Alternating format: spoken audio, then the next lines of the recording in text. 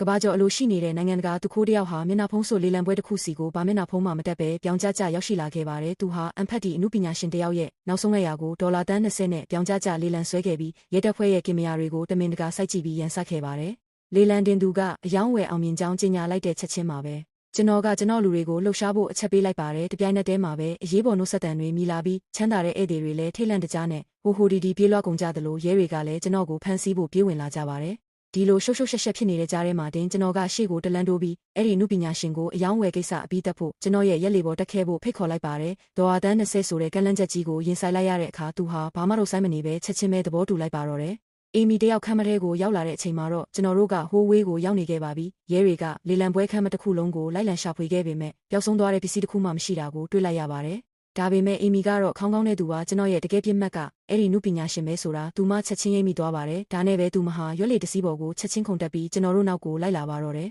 လူတွေအားလုံးရဲ့အာယုံကကျွန်တော်စီမှာပဲရှိနေတဲ့အချိန်ပြခန်းထဲမှာကြံခဲ့တဲ့ကျွန်တော်လူတွေကစာပြီးလှုပ်ရှားပါတော့တယ်သူတို့ဟာဘန်ကိုရဲ့ကိုရာရေးပုံတူပန်းချီကားကိုခိုးယူပြီးခြေရခံဆက်ပါတယ်ပြိုနေထက်ကရေထဲကိုပစ်ချလိုက်ပါတယ်ပန်းချီကားဟာရေစီးကြောင်းတိုင်းမျောပါသွားပြီးတခြားဖွဲ့ဝင်တယောက်ရဲ့လက်ထဲကိုရောက်ရှိသွားခဲ့ပါတယ်အေမီကကျွန်တော်တို့နောက်ကိုတောက်လျှောက်လိုက်နေတော့မှပဲကျွန်တော်ရဲ့ဟက်ကရေအောက်လုံးကြုံရေးတားဆီးတွေကိုအသက်သွင်းလိုက်ပြီးရဲတွေကိုပိတ်ဆို့လိုက်ပါတယ်။နိုင်ငံတကာပိုင်းနဲ့ရေပြင်ထဲမှာရှိတဲ့ကိုပါရက်လေကြီးပေါ်ကိုရောက်သွားတဲ့အခါကျွန်တော်ကအဲ့ဒီနုပညာရှင်ရဲ့အကောင့်ထဲကိုဒေါ်လာတန်း20အပြည့်ကိုဘာမှတွန်းဆုတ်မနေပဲလွှဲပေးလိုက်ပါတယ်ပြီးတော့သူ့အတွက်ခန်းနာကြီးကျဲတဲ့ပါတီပွဲကြီးတစ်ခုတောင်လုပ်ပေးလိုက်ပါသေးတယ်။သူဟာစီးစိမ်ချမ်းသာတွေအပျော်ပါးတွေနဲ့ဝန်းရံပြီးအဲ့ဒီညကိုဖျက်ဆီးခဲ့ပါတော့တယ်